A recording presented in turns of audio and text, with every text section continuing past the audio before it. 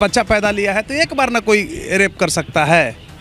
वो एफआईआर जो किए हैं वो गलत दिशा में किए थे। एफआईआर कि संजीव हंस आईएएस ने जिन जिन ठेकेदारों को पैदा किया, जो जिस विभाग में रहे, वो प्रिंसिपल सेक्रेटरी और ठेकेदार जो पैदा किया, तो ठेकेदार का जो ठेका दिया गया है उसकी जांच होनी चाहिए। अवैध मतलब गलत तरीके से सर्टिफिकेट दे करके, टर्नओवर दे करके ठेका हासिल कर लिया है, तो क्या सरकार सोई हुई है? बिजली विभाग में सेक्रेटरी बनने के लिए भी, अध्यक्ष बनने के लिए भी, एमडी बनने के लिए भी मारामारी है। संजीव हंस तो सिर्फ झांकी है, अभी बिहार में दर्जनों आईएएस पर कार्रवाई बाकी है। और भाजपा भी कह दी कि नीतीश बहुत नाच नचायो, बहुत नाच तुम पब्लिक को नचाए तो अब्बर झगर में तुम फंस गए हो।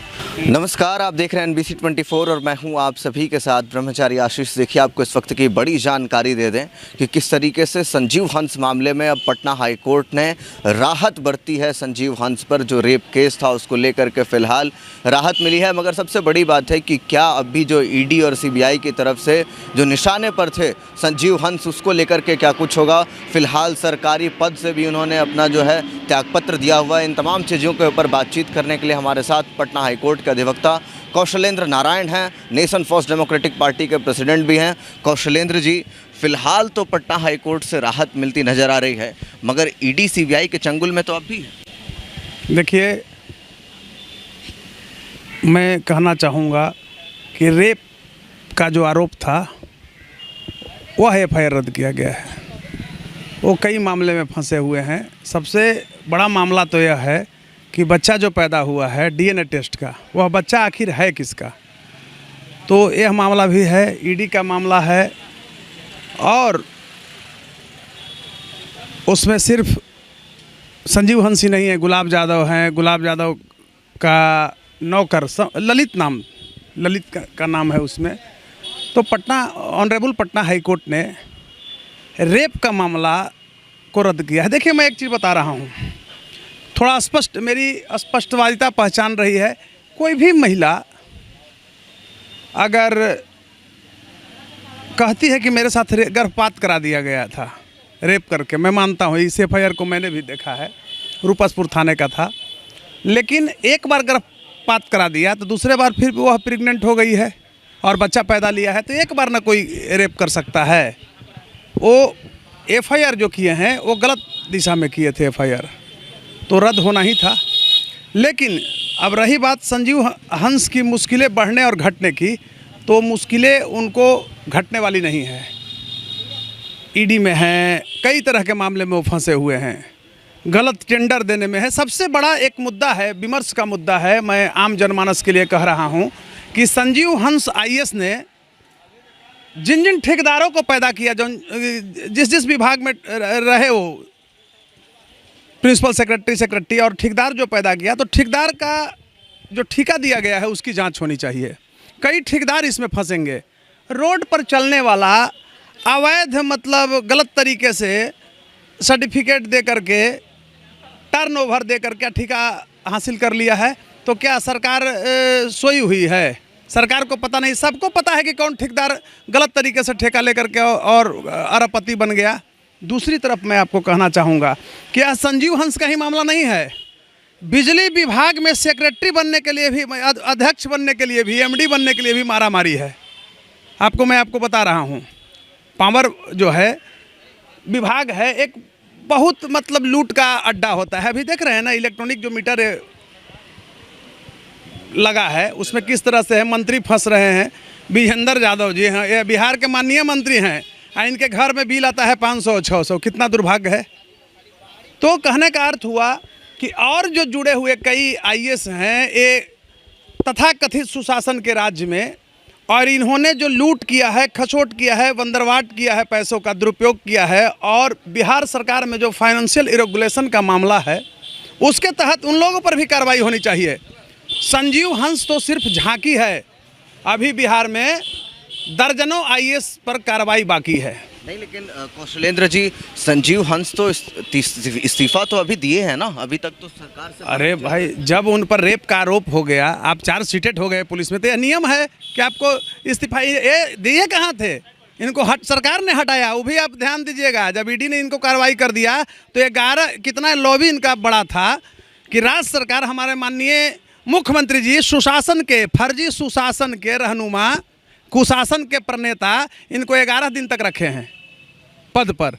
जब बहुत किरकिरी होने लगा, देखे कि अब बिहार में एक बवाल हो सकता है, सड़क पर लोग उतरने वाले हैं, तब इन्होंने संजीव हंस को पद से हटा दिया। नहीं तो मतलब आपको लगता है कि इसमें मुख्यमंत्री जो है वो बिल्कुल संजीव हंस की तरफ से जो है पूरी तरह से बचा रहे हैं मुख्यमंत्री, पूरी तरह से संजीव हंस को बचा। संजीव हंस को आप ये बताइए ना भाई कि अभी मैं कहना चाहता हूँ कि एम्बुलेंस का इतना बड़ा घोटाला हुआ है, और जहानाबाद का जो पूर्व सांसद चंदेश्वर चंद्रवंशी का बेटा का जो कंपनी था पशुपति डिस्ट्रीब्यूटर्स प्राइवेट लिमिटेड, उसको ब्लैक लिस्टेड नहीं किया गया है।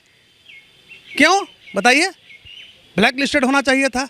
तो हमारे समझ से लगता है कि कहीं कोई मामला नहीं है, मामला सिर्फ यह है कि सरकार संपोषित जो आईएएस हैं, अकूत संपत्ति अर्जित किए हैं, इन लोगों पर कार्रवाई होनी चाहिए। जनता तो निरीह है, रो रही है, उसको किसान यहाँ की आबादी है, मजदूर है, पेट के लिए मर रहे हैं लोग। 96 करोड़ का रिजॉर्ट भी, उसके ऊपर भी जो है बातचीत कुछ निकल। हाँ बिल्कुल, सुरेश प्रसाद सिंगला हैं, सिंगला कंपनी के मालिक।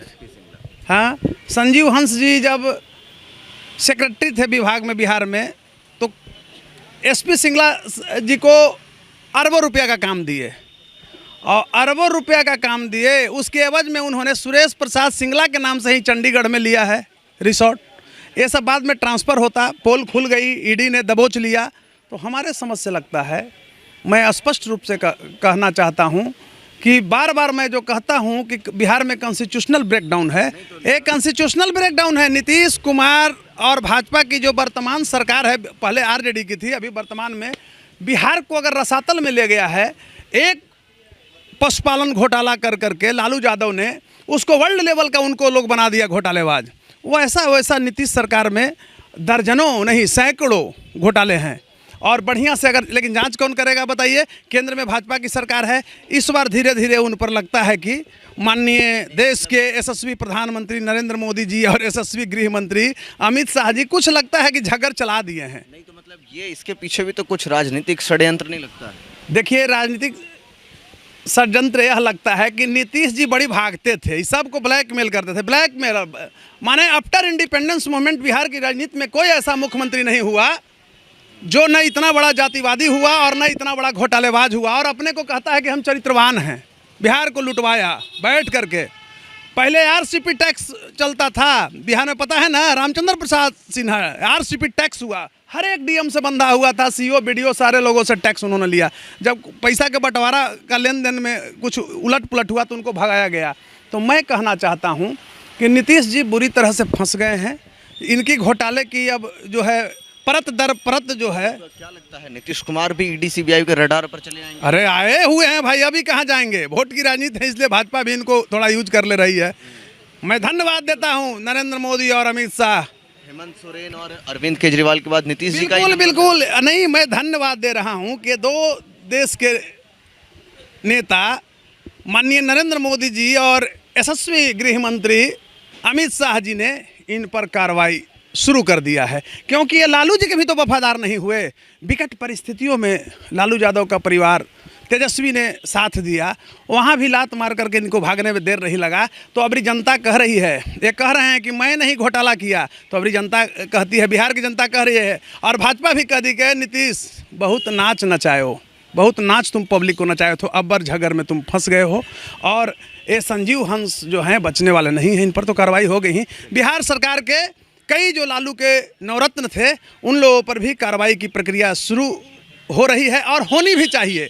और नहीं अगर होती है तो बहुत बड़ा इस बिहार के लिए दुर्भाग्य है। क्योंकि ये जो आईएएस नवरत्न है, ये कम से कम 10-10 हज़ार करोड़, 15-15 हज़ार करोड़ के संपत्ति अर्जित किया हुआ है। फर्जी मैं बता रहा हूँ, आसाम में दवा की कंपनी है, उस दवा की कंपनी से ये लोग सप्लाई लिया है स्वास्थ्य विभाग में। इसकी भी जाँच होनी चाहिए। बस इतना ही मैं कहना चाहूँगा। सुना आपने कि किस तरीके से नीतीश कुमार को चारों ओर से जो है भारतीय जनता पार्टी के द्वारा एक बड़ी दबिश बनाने की कोशिश, क्योंकि नीतीश कुमार बराबर पलटी मारते हैं इधर से उधर, और ऐसे में नीतीश कुमार इस बार भी कोई खेल नहीं करते। ऐसे में नीतीश के नवरत्नों पर लगातार जो है अब शिकंजा कसना शुरू हो गया है। हालांकि आज जो पटना हाई कोर्ट से एक बड़ी राहत जो है वो मिलती हुई नजर आई है संजीव हंस को, मगर ईडी सीबीआई के चंगुल में अब भी संजीव हंस फंसे हुए हैं। जो होगा पूरी जानकारी पहुंचाएंगे आपको। बने रहिए NBC 24 पर। कैमरा पर्सन विकास के साथ ब्रह्मचारी आशीष, NBC 24 पटना।